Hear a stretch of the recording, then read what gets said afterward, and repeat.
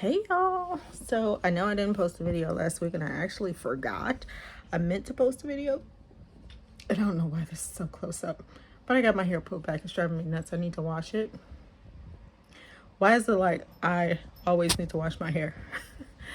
But nothing much has gone on. Kids went back to school last week. We went on a small little weekend getaway last weekend. We went to Ohio to be with some of Greg's family. So yeah, not a lot going on. We just had a kitty in our backyard that we had to find. Well, our neighbor found it. It was under his truck. And so we were trying to find a place for it, and people on the Ring neighborhood thing, so we posted it on there and people were giving advice. So that helped out a lot. Because we were just going to keep it until we found somewhere for it to go. We just didn't want to like leave the poor kitty out there. And we can't keep it because our one dog was going crazy. So we knew we couldn't keep it. Besides, like I was just saying, and I know it's gonna sound wrong when I say it, but I just don't want to take care of anything else. You know, I've been a mom for a very, very, very, very, very long time. And I've had 7 children. And we just have 2 left at home right now. My youngest boy went to college, so he's staying on campus. And Autumn is 16, and my other son that's at home, he's just turned 22. Yeah, like I want some chickens. We have the 2 dogs, and I do want a cat, but I just don't know when. But in the stage I'm at right now, like I just don't want to take care of anything else.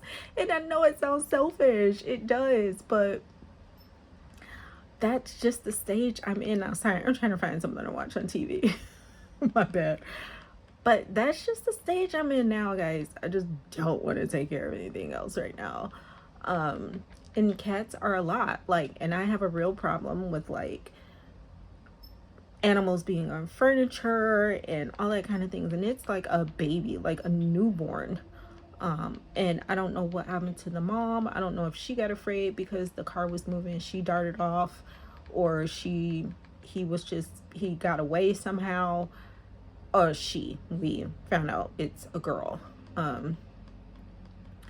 Yeah, we're not really sure how she ended up under the car, but yeah, at this stage right now in my life, I just don't want to take care of anything else. But I do plan on, like, when my dog, not my husband's dog, but when my dog passes, he will be, let's see, he was born in 2012, so he'll be 13 November 20th, and his breed can live from 14 to 20 years. So he's still got a while to be here. And when he passes on, I plan on getting chickens. Either when he passes on or when all the kids are out of the house, I may get chickens. But I want a time where me and my husband can do the things that we never really got to do because we were parents, like travel with each other, like out of the country. There's my top 3 destinations. There are places I want to go. So I want to go to Venice. I want to go to Rome. I would love to go to Greece. And there's somewhere else I said I wanted to go. Greece. I'm thinking now I may either want to go to like China or Thailand or Japan, something like that. I don't know. But I want to visit. We want to travel. We just never really did that because we were taking care of the kids. You know, both of us were working, you know, and then I got sick. So then it became this thing and we just never got to do those things. Our 25th wedding anniversary is this November. And we've never had a honeymoon. Ever. I was 4 months pregnant with my 4th child when we got married. So we just never had a honeymoon at the time. We just couldn't afford it. And then life happened. And then we just never kind of thought about it for ourselves. But I would really love to just like finally have that honeymoon. We've been together since 1994. And that will age me. For those of you who don't know my age, but that will age me. I'm not going to tell you what grade I was in, but for whoever's watching that, I may have went to high school with.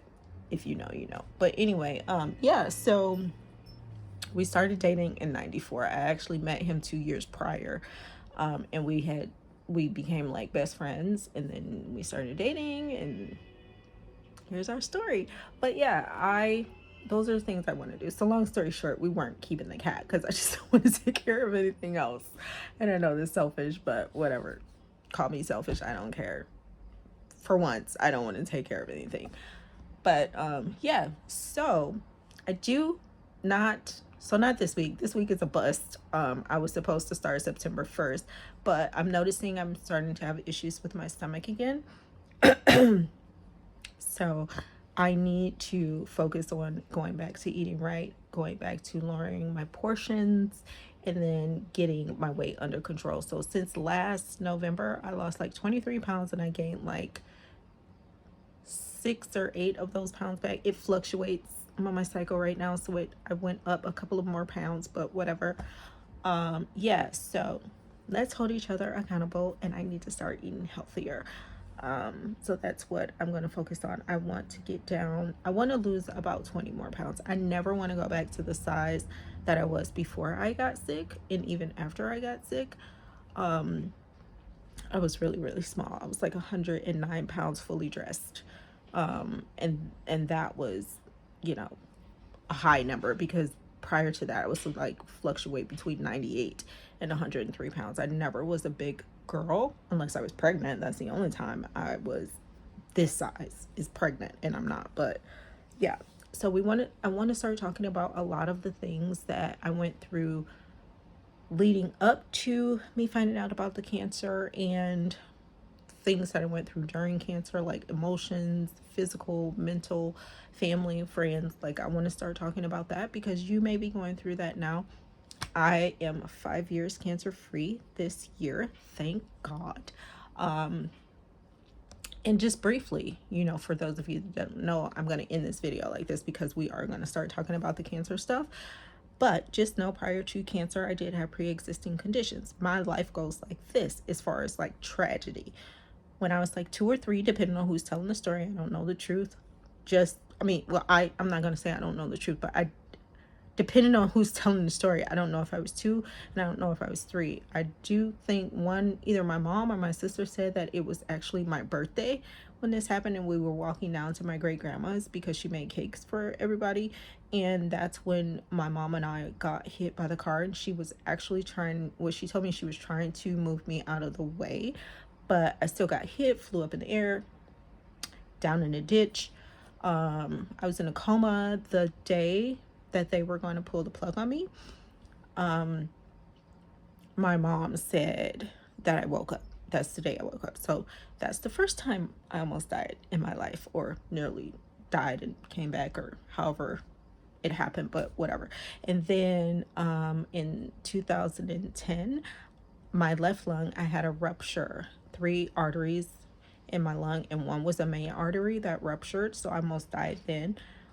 My doctor said, my pulmonologist, bless his heart, he said he did everything he could to save my life because he knew I had kids, he knew I had a family, and he was not going to let me go. So that was the second time I almost died in my life. And I'll get into stuff, but I don't think I deleted it, but there is a playlist that says, I don't remember what it's called, Survivor List or something like that, but that explains each day what I experienced, and it talks about what happened. So if you haven't seen that, if you want to kind of catch up on that part of my life, you can go back and catch up on that.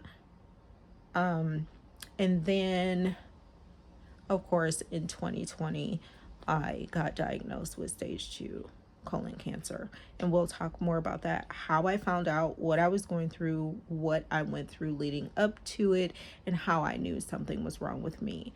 I just didn't know what. So it's a lot to unpack with that, because during that time, all my blood work, all my tests, nothing, and I was having blood tests run for cancer just because of the other issues I had, and I had bleeding disorder and all this other stuff. So I was being checked regularly, and nothing showed that I had cancer by my blood work. So we're going to start getting into that. And guys, I got the inspiration to start what me and my husband like to call the book. And it's about my life and it's about my experiences. And because I'm finally going through a part where I want to love me and take care of me and just stop putting myself behind and just get out what I went through and how I overcame everything. So I've started, and it all started. Now, I'm the type of writer that gets inspiration by song, by smell, by environment, by like, I can't, if you set me down, you tell me to write something, it's not going to be that easy for me. I need a sense. My sensories need to be tapped into in order for me to get for me to start writing, for me to get inspired. That's how it's kind of always been. As a child, it was easier because I was always depressed. So I always had something to write poetry about or write short stories about. But now as an adult, the way my processes go for writing, it just, it I just never had that. When we were in school, back in school, and if any kids are watching, during the time I was in school, we used to have to write poems or short stories, and we had a title to choose from, and it would take me forever, and I would stress myself out trying to write based on a title, because even when I wrote my book Genevieve, for those of you who don't know, it is a young adults book, so it's not made for kids. There is a lot of suggestive stuff in there, so you better not be trying to buy my book if you're a kid. But when I was writing Genevieve, she didn't have a title. Genevieve did not have a title until I was midway into writing the story, and then I gave her a title.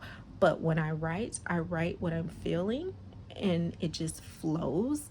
And then either after or midway through, that's when the title comes. And I've always been like that. So fast forward to the inspiration I got. I was laying here the other night with my husband. It was like a cool breeze coming in the room, and it was like it triggered a memory of when I was spend summers with my grandfather up north of Michigan, and I just had that memory, and from that memory, in my brain just started saying words, and I had to get it down because I was able to write the first paragraph of the book. So I'm happy. Now that may just be that way for another year or two. I don't know, but we'll see. Hopefully I'm starting to get my inspiration back to start writing, because I really wanted to start doing that again. That is always, when I was a little kid, I said I want to be a New York bestseller. Like, I want my books to be on the New York bestseller list. So that's my goal before I die. That's what I want.